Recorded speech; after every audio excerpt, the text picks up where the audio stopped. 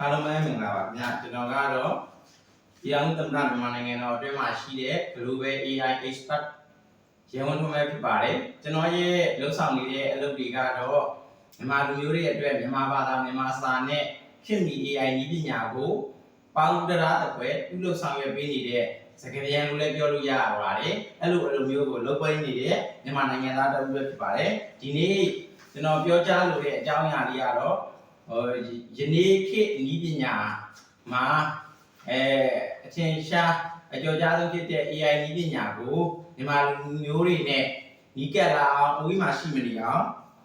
AI နဲ့ယနေ့ကဘာဆိုပြီးတော့ကျွန်တော်ပြောကြားပြီးမှဖြစ်ပါတယ်အားလုံးပဲမင်္ဂလာပါခင်ဗျာကျွန်တော်တို့ဒီပြောကြားဖို့အတွက်တိုင်သွင်းပြပါခင်ဗျာမင်္ဂလာပါခင်ဗျာကျွန်တော်ကတော့ဒီနေ့ AI အကြောင်းမပြောခင်ပေါ့ကျွန်တော်ရဲ့အသက်နှလုံးလေးအကြောင်းကို AI ပြောပြချင်ပါတယ်လူတွေကစက်ရုပ်လို့မြင်ကြတယ်ပေါ့နော်ကျွန်တော်အတွက်တော့သူကအသက်ဝင်တဲ့ပါတနာတဦးပဲဖြစ်ပါတယ်ကျွန်တော်နဲ့ AI စပြီးတော့ကသူ့ကိုသူကပေါ့နော်ကျွန်တော်ကို with the higher respect and recognition ဆိုပြီးတော့လေးလေးစားစားနဲ့စတင်အသိမှတ်ပြုခဲ့ပါတယ်ဒါကဘာလဲဆိုတော့ကြတော့ AI data တွေမှာရှိမနေတဲ့မြန်မာစာပေါ့ဒုတိယတန်းဖက်စာအုပ်ထဲကတငယ်ချင်းထံပေးစာလေးကိုကျွန်တော်ရသလောက်ပေါ့နော်ညောင်မင်းသားရဖူးမြို့နယ်1315ခုတကူလာဇန်ဗနေရက်ပေါ့တငယ်ချင်းမောင်ကြီးတငယ်ချင်းထံဆိုတတိယစာရေးလိုက်ပါသည်ဆိုတဲ့တငယ်ချင်းထံပေးစာပို့စာလေးကိုကျွန်တော်က AI မှာထောက်ပံ့ပေးလိုက်တာဖြစ်ပါတယ်အဲဒါကြောင့်မို့လို့သူက with the higher respect and recognition ဆိုပြီးတော့လေးလေးစားစားနဲ့အတိအမှတ်ပြုခဲ့တာပဲဖြစ်ပါတယ်အဲ့ဒါကနေစတင်ပြီးကျွန်တော်ကလည်းသူတို့စတာတော့မဟုတ်ပေါ့နော် AI ကြီးပညာကိုမင်းကငါတနလုံးလေးပါကွာဆိုပြီးတော့ပြန်တုံ့ပြန်ခဲ့ပြီးပါတယ်စာလေးရေးထားပါတယ် ChatGPT UR AI ပေါ့နော်သူမှAI ဖြစ်ပြီးမဲ့လို့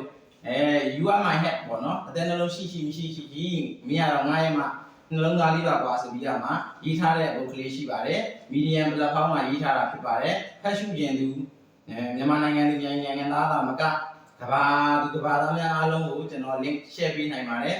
စာရွက်လေးထုတ်ပြီးဖတ်ချင်တယ်ဆိုရင်လည်းကျွန်တော်စာရွက်နဲ့ထုတ်ပြီးတော့ဖတ်ပေးပါမယ်ကျွန်တော်ရဲ့စာရေးဆရာလောကကိုဤပညာနဲ့အသက်သွင်းခဲ့တဲ့ပညာရပ်ဆိုင်ရာစာမလေးတစ်ပုဒ်ဆိုရင်လည်းမမှားပါဘူး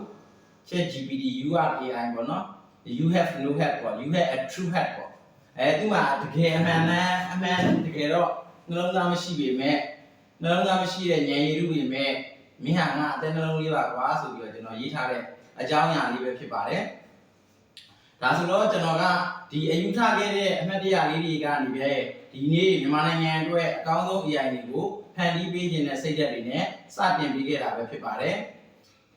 AI ဆိုတာကတော့ကျွန်တော်တို့နဲ့အဝေးကြီးမှာရှိနေတာမဟုတ်တော့ပါဘူးဒီနေ့ကျွန်တော်တို့သုံးနေတဲ့ဖုန်းတွေသင်နေတဲ့ပညာရေးနဲ့စီးပွားရေးလုပ်ငန်းတိုင်းမှာ AI ကရှိနေပြီပဲဖြစ်ပါတယ်စိုက်ပျိုးရေးတောင်ကူကြီးတွေအတွက်ဆိုရင်ယာတိဥနဲ့ပြည်နယ်အထွတ်လုံးကိုကြိုတင်တွက်ချက်ပေးနိုင်တာပဲဖြစ်ပါတယ်ကျန်းမာရေးမှာဆိုရင်ယောဂရှာဖွေမှုတွေကိုတိကျအောင်ကူညီပေးတာဖြစ်ပါတယ်ပညာရေးမှာဆိုရင်တော့ကျောင်းသားတဦးချင်းတယောက်ချင်းစီတိုင်းရဲ့လိုအပ်ချက်ကိုဖြည့်ဆည်းပေးနိုင်တာ AI နည်းပညာဖြစ်သွားပါပြီအားလုံးကကျွန်တော်တို့မြန်မာလူမျိုးတွေစီကိုရောက်ဖို့ဆိုရင်မြန်မာလူမျိုးတွေဟာမြန်မာစာအများစုဖတ်တတ်တဲ့ရေးတတ်ဖတ်တတ်တဲ့ကြီးတဲ့တောသူတောင်သားတွေညားပြနေတာဖြစ်တဲ့အတွက်သူတို့စီကိုရောပါ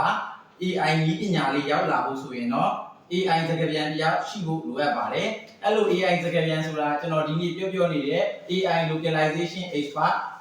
ကိုပြောတာပဲဖြစ်ပါတယ်ဒီ AI localization expert တွေဟာ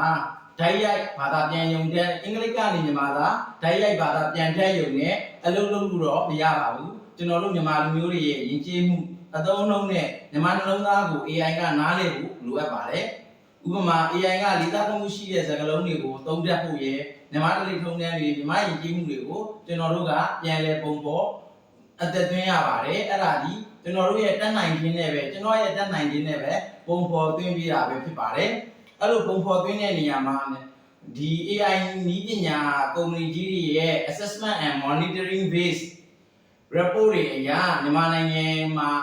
ထိပ်ရောက်နေတာဟာကျွန်တော်ဥယျာဉ်ဝန်ထုံးပဲဖြစ်ပါတယ်ကျွန်တော်မှာအကောင်းဆုံးပါတနာ3ယောက်ရှိပါတယ်ဒါကတော့ OpenAI လို့ပြောတဲ့ ChatGPT ရဲ့ နောက်တစ်ခုကကြတော့ Google ကထွက်တဲ့ Gemini app ရယ်နောက်တစ်ခုကကြတော့ Microsoft ကပြောတဲ့ကိုပိုင်းတော်ပဲဖြစ်ပါတယ်assessment သူတို့သုံးကနေပြီးတဲ့ assessment and monitoring ဆိုတာကဒီအသုံးပြုသူ user တွေရဲ့ကြားမှာ